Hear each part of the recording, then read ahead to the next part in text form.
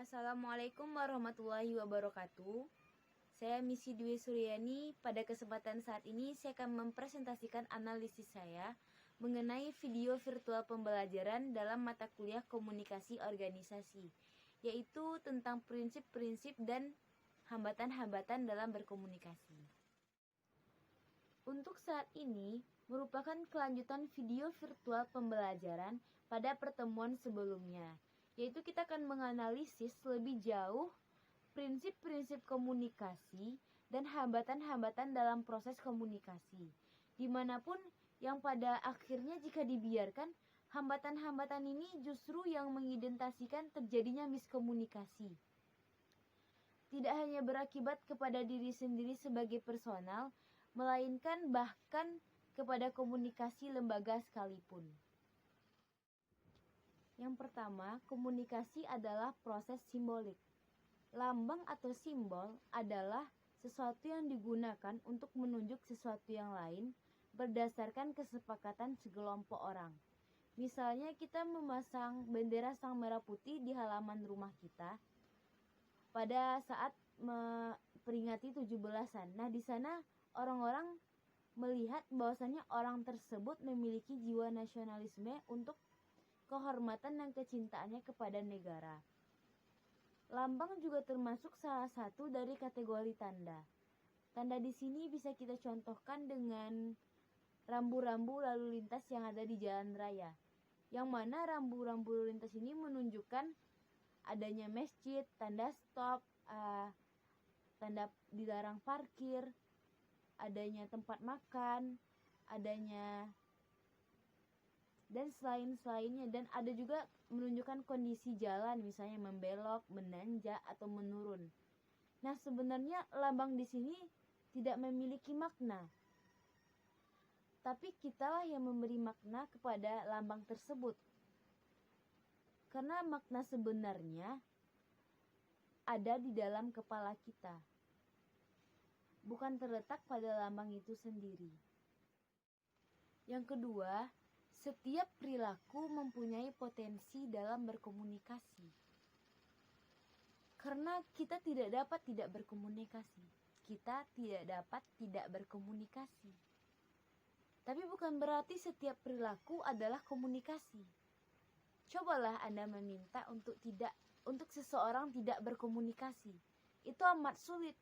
Karena setiap perilaku yang dilakukan oleh seseorang mempunyai komunikasi tersendiri yang dapat ditafsirkan. Misalnya, ketika ia tersenyum, ia ditafsirkan bahagia. Ketika ia cemberut, ia ditafsirkan ngambek. Bahkan berdiam diri sekalipun, yang sebenarnya ia mempunyai komunikasi yang banyak pesan, banyak yang ingin disampaikan. Nah, mungkin orang lain beranggapan lain, dia menafsirkan bahwasannya ia marah atau lagi malas dan lain sebagainya. Yang ketiga, komunikasi punya dimensi sisi dan dimensi hubungan. Yang mana dimensi isi ini disandi secara verbal, sedangkan dimensi hubungan disandi secara nonverbal. Dimensi isi komunikasi yaitu apa yang dikatakan, sedangkan dimensi hubungan menunjukkan bagaimana cara mengatakan, yang juga mengisahkan bagaimana hubungan para peserta komunikasi itu dan bagaimana seharusnya pesan itu dapat ditafsirkan dengan baik. Misalnya kalimat "aku benci kamu". Jika seorang wanita mengatakan itu dengan nada cinta kepada pria, maka di sana akan dapat ditafsirkan dengan kata sebaliknya. Yang keempat, komunikasi berlangsung dalam berbagai tingkat kesengajaan. Karena komunikasi dilakukan dalam berbagai tingkat kesengajaan, dari komunikasi yang tidak disengaja sama sekali, atau misalnya ketika Anda sedang melamun, memperhatikan sesuatu, hingga komunikasi yang benar-benar direncanakan disadari ketika Anda menyampaikan pesan atau informasi pidato yang ingin Anda sampaikan.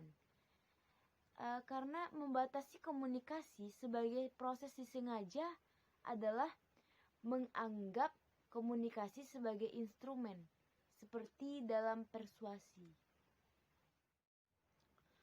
Konsep kesengajaan ini sebenarnya sudah terjadi juga. Misalnya pas ketika dosen menerangkan materi tentang pengantar ilmu komunikasi, ia betul-betul menyengajainya, sehingga dari menit ke menit ia tahu persis kata-kata yang akan diucapkannya, intonasinya, ekspresi wajahnya, postur tubuh, dan gerak-gerik anggota tubuh yang mengawasinya. Jadi niat atau kesengajaan selama itu merupakan syarat dari mutlak bagi seseorang untuk berkomunikasi. Yang kelima, komunikasi terjadi dalam konteks ruang dan waktu. Makna pesan intensitas juga pada konteks fisik dan ruang, termasuk iklim, suhu, cahaya, dan lain-lain. Waktu, sosial, dan psikologis. Waktu juga mempengaruhi makna terhadap suatu pesan. Misalnya, jaringan telepon pertama kali itu mungkin berita sangat penting atau darurat. Misalnya untuk mengabarkan orang yang sakit keras, kecelakaan, atau meninggal dunia, atau upaya orang jahat untuk mengetes apakah di rumah ada orang atau tidak. Yang kedua, mungkin jaringan telepon pada tengah malam atau dini hari akan dipersepsikan lain jika dibanding dengan telepon pada siang hari. Terus, jika seorang mahasiswa kepada teman kuliahnya kunjungan wanita pada malam minggu akan dimaknai lain dibanding dengan kedatangannya pada malam-malam biasa. Nah, konteks lainnya dapat kita lihat dari kehadiran orang lain dari kehadiran pengaruh konteks waktu dan konteks sosial terlihat pada suatu keluarga yang tidak pernah tersenyum atau menyapa siapapun pada hari-hari biasa, tetapi mendadak menjadi ramah pada hari Lebaran. Nah, contoh lainnya juga dapat kita lihat dari komentar seorang istri mengenai kenaikan harga kebutuhan rumah tangga dan uang belanja yang mungkin akan ditanggapi dengan kepala dingin oleh suaminya dalam keadaan biasa atau keadaan santai. Boleh jadi akan membuat pasangan marah bila istri menyampaikan komentar tersebut saat suami baru pulang kerja dan baru dimarahi habis-habisan oleh atasannya sehari itu. Yang keenam, semakin mirip latar belakang sosial budaya, semakin efektiflah komunikasi. Komunikasi yang efektif adalah komunikasi yang dihasilnya sesuai dengan harapan orang-orang yang sedang berkomunikasi. Misalnya seorang penjual yang datang ke rumah untuk menawarkan dagangannya. Nah, jika seorang tuan rumah membeli tawaran yang tersebut, maka saat itulah dikatakan komunikasinya berjalan dengan efektif. Karena sesuai dengan harapan penjual itu dan rumah pun merasa puas dengan barang yang dibelinya. Dalam kenyataannya tidak pernah ada dua manusia yang persis sama. Meskipun mereka kembar yang dikembangkan dan diasuh dalam keluarga yang sama, diberi makan yang sama, dan didikan dengan cara yang sama, namun dalam hal-hal tertentu, misalnya agama, ras, suku, bahasa, tingkat pendidikan, atau tingkat ekonomi akan mendorong orang-orang untuk saling tertarik dan pada waktunya karena komunikasi tersebut, komunikasi mereka menjadi lebih efektif. Kesamaan bahasa khususnya akan membuat orang-orang yang berkomunikasi lebih mudah menjangkau bersama dibanding dengan orang-orang yang tidak memahami bahasa yang sama. Yang ketujuh, komunikasi bersifat non-sekuensial. yang mana komunikasi tidak akan dapat berjalan satu arah. Karena pada saat kita berbicara atau berkomunikasi, pendengar akan memberi respon yang baik, baik berupa balasan berbicara atau pesan berupa nonverbal, seperti ekspresi wajah berupa senyum, gerakan tangan, anggukan, atau lain-lainnya. Sehingga pesan nonverbal tersebut bisa diartikan sebagai pembicara atau pemberi pesan. Ada banyak hambatan dalam berkomunikasi, dan ini pasti terjadi dalam setiap tahap proses komunikasi. Proses komunikasi yang efektif harus mengatasi hambatan-hambatan tersebut dan menyampaikan pesan dengan jelas dan singkat. Seorang komunikator yang terampil harus menyadari hambatan-hambatan tersebut dan mengurangi dampaknya dengan terus-menerus mengendalikan pemahaman dengan menawarkan umpan balik yang sesuai. Yang pertama, hambatan bahasa. Bahasa dan kemampuan linguistik dapat menjadi sebagai penghalang dalam komunikasi yang efektif. Namun, ketika berkomunikasi dalam bahasa yang sama, terminologi yang digunakan dalam pesan dapat bertindak sebagai penghalang jika tidak dilaksanakan oleh penerima. Misalnya, pesan yang menyertakan bahasa jargon dan singkatan pada spesialis tidak akan menerapkan oleh penerima yang tidak terbiasa dalam terminologi yang digunakan.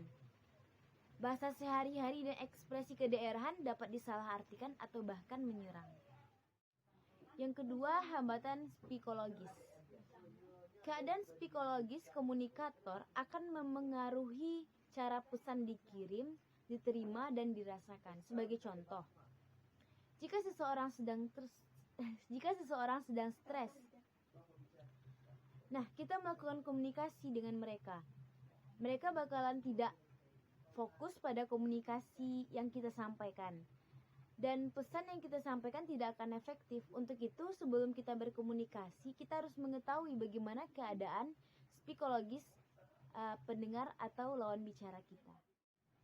Kemarahan merupakan contoh lain dari hambatan psikologis untuk komunikasi.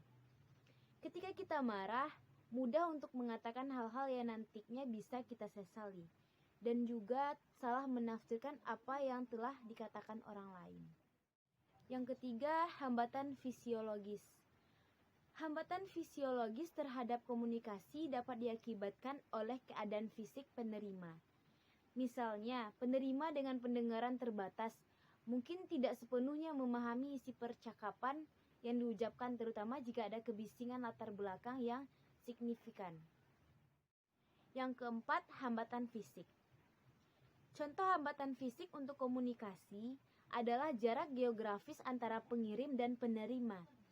Komunikasi umumnya lebih mudah jarak yang lebih pendek karena lebih banyak saluran komunikasi tersedia dan lebih sedikit komunikasi yang dibutuhkan. Komunikasi yang ideal adalah komunikasi tatap muka.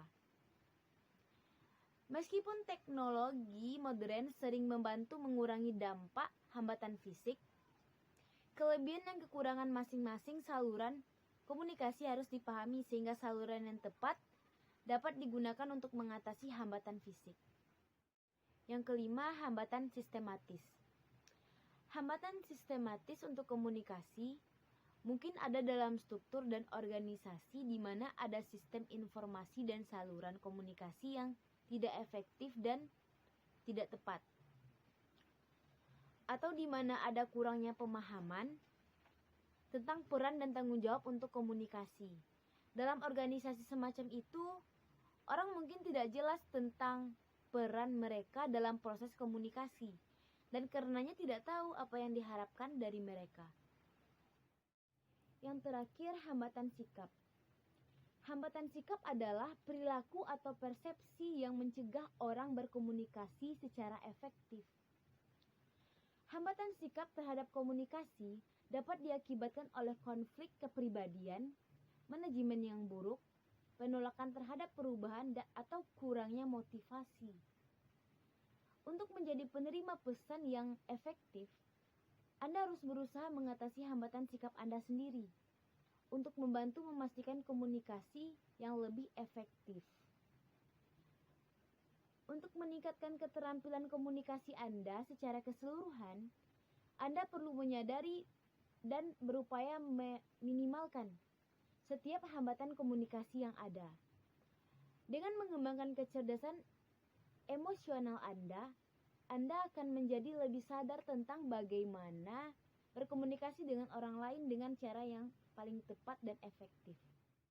Menurut saya, hambatan terbesar dalam berkomunikasi adalah ego diri sendiri yang hanya mau mendengar apa yang ingin kita dengar. Ini kerap terjadi, sehingga menimbulkan kesalahpahaman dalam berkomunikasi. Cukup sekian presentasi tentang video virtual mengenai prinsip-prinsip dan hambatan komunikasi. Mohon maaf jika ada kata-kata yang salah. Wabillahi taufik wal hidayah. Wassalamualaikum warahmatullahi wabarakatuh.